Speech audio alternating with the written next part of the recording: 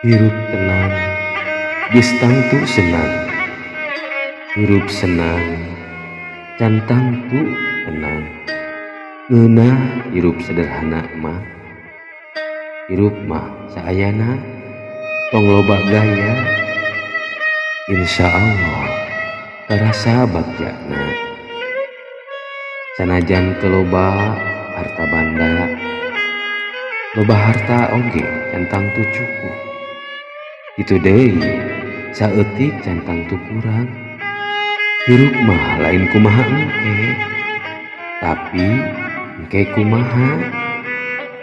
Hirup mah lain kumaha kahayang, tapi kumaha kamampuhan urang.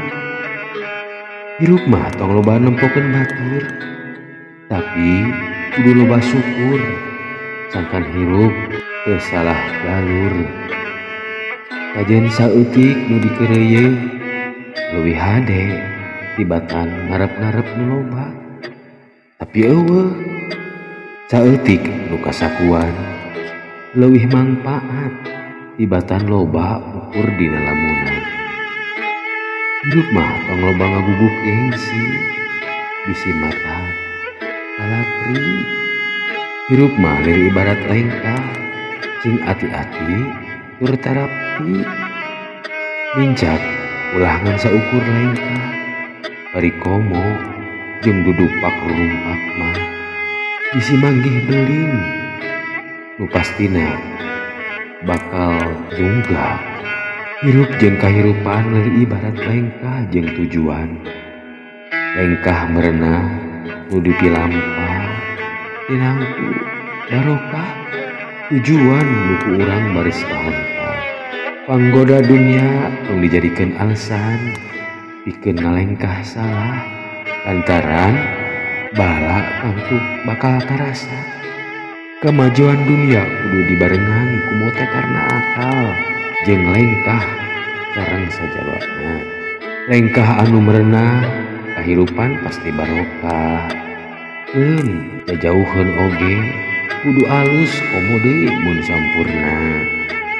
Ukur sakieu buktina oge sakieu nyatana, kabrehna we jeung saayana. Ngeureuyeuh ikhtiar koreh-koreh cok dina paribasana mah nyaeta kokoreh bari macok dina raragam milarian rezeki. Tina kesang badag, kesang leutik, sangkan barokah ngajadi getih sareng ngajadi daging. Tina rejeki saeutik diajar dibilintik, pikeun hirup ngarahureup nyukupan kana kabutuh kahirupan. Sanajan urang boga cita-cita luhur, tapi teu sakabeh kahayang urang bisa kasempurna. Nyaeta loba hal nu bisa nyababkeun bisa jadi ikhtiar urang kurang, bisa niatna teu bener, atawa bisa wae tekadna nu can pancen. Hiji hal anu ku urang dianggap hade can tangtu hade payeuneun Gusti. Sabalikna nu ku urang dianggap goreng can tangtu goreng payeuneun Gusti. Manteuna mah langkung uninga mana nu hade keur hirup jeung kahirupan urang. Tetep urang teh kedah syukur, sabab sagala oge pasti aya hikmahna. Sareng omat ulah hilap kana purwadaksina.